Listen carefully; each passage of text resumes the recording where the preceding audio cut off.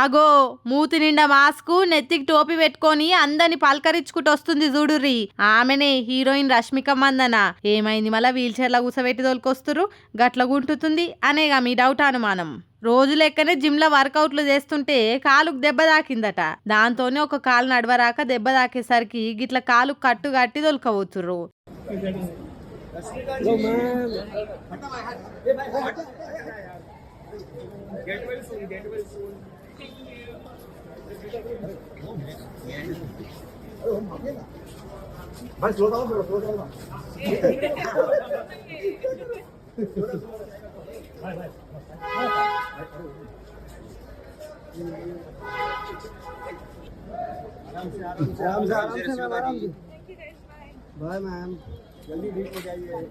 जल्दी ठीक हो जाइए।